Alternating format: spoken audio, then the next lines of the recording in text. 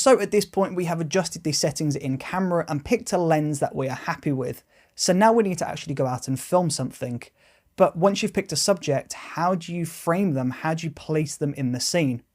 Well, in this episode, I'm going to talk about some of the top composition and framing techniques that you want to pay very close attention to when you are filming your video. Because the way that we frame our videos can have a big effect on, one, how professional it looks, and two, how the footage is perceived. So what type of story is it telling? So the first technique that I want to talk about is the rule of thirds.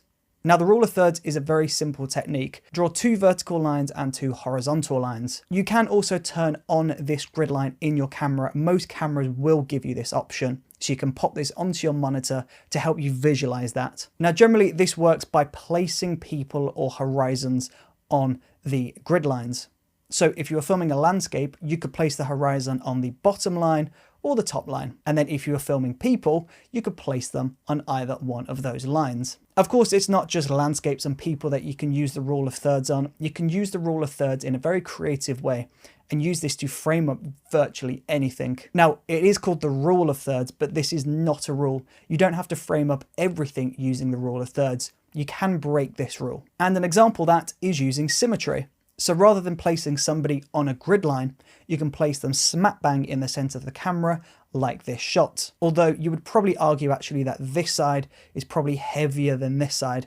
And by heavier, I mean there's more going on over here. A true example of symmetry is having something in the middle and both sides of the shot are perfectly balanced, so one doesn't have too much going on versus the other. Using symmetry in your framing can look really cinematic and it can help to make your videos more visually interesting and therefore look more professional. It's also worth looking out for leading lines as well. Leading lines are essentially just something in the frame that takes your eye on a journey.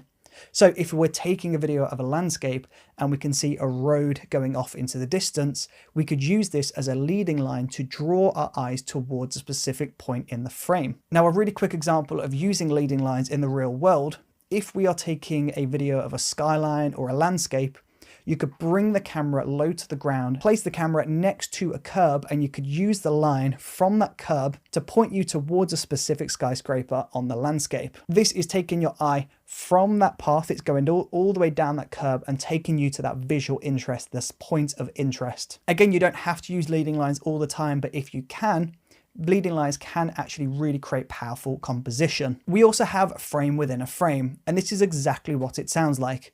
Frame within a frame is framing your subject within a frame in the frame. So an example of this would be filming somebody walking through a tunnel or a subway tunnel.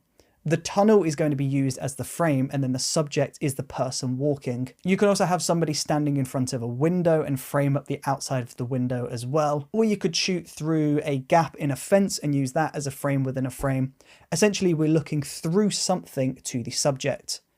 This is really good because it creates depth, it's creating different layers within the frame, but it also looks really professional. Now, one big mistake that I see when it comes to beginner filmmakers and composition is not enough or too much headroom. When I say headroom, I'm referring to the gap between the top of the head to the top of the frame. Typically, you'll see loads of headroom or you'll see not enough headroom. Generally, you want there to be enough breathing room so that it's not claustrophobic like this, but you also want to make sure there's not miles of headroom.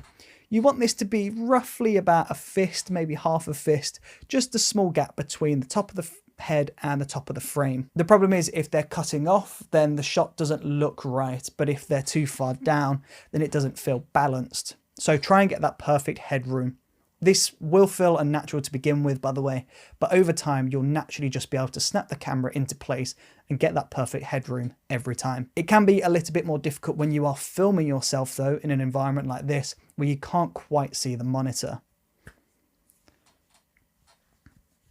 So in that case, I would start the camera, start filming, run into the scene, do 10 seconds of filming, run back and check the frame. And if you're too far away from the top of the frame, then you can go ahead and tilt the camera down or sit up.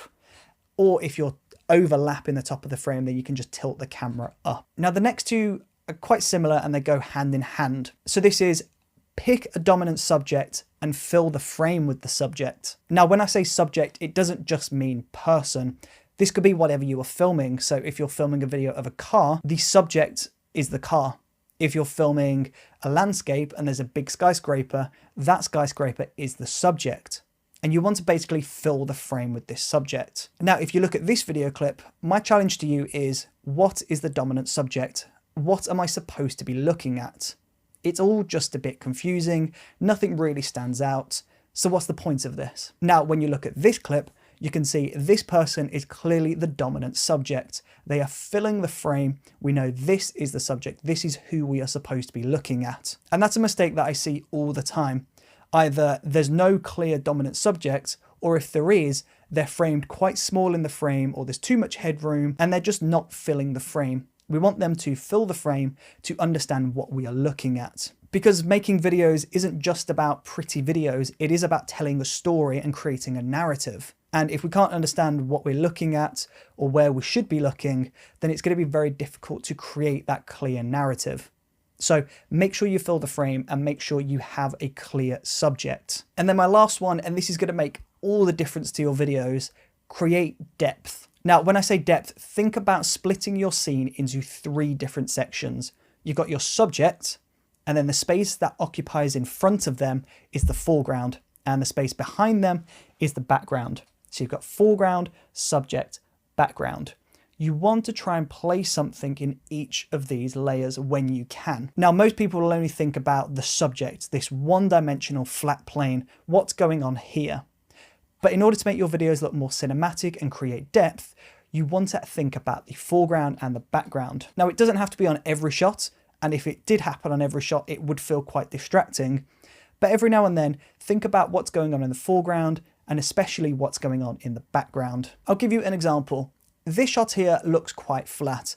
All I've done is think about the subject, but this shot instantly looks more dramatic, and that's because I've placed something in the foreground. Like I said, you don't want to be doing this on every single shot in your sequence, but just thinking about the 3 different spaces is really going to help you to step up your filmmaking and create more interesting shot choices. I've also got one more bonus tip, and that is to think about your angles. Don't just always grab your camera and film from eye level. This is a really boring angle, and this is the angle that we are all seeing every single day. Instead, think outside the box. Would what I'm filming look more interesting from a low angle? Looking up to this is going to create power. It could create some leading lines. It could look really powerful and a great composition. Or alternatively, what happens if I went above and shot down? Would this create a more interesting angle? So don't just always think about filming everything from eye line. Think about your low angles, your high angles, and think about how you can make the shot feel different. And there you go.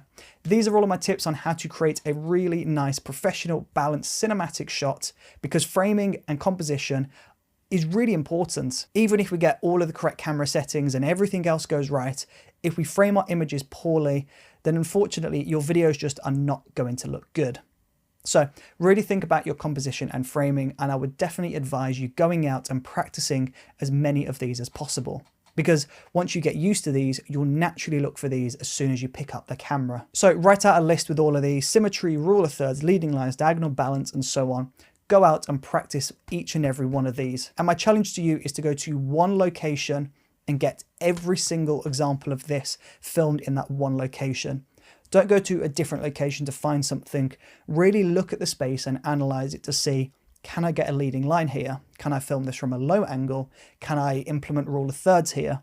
And that will really help you to spot out all of these different techniques. I would love to see your work as well, and I would love to help you improve your work. So if you do this exercise, please film it and upload it, and place a link to that in the comment section below, and I will reply.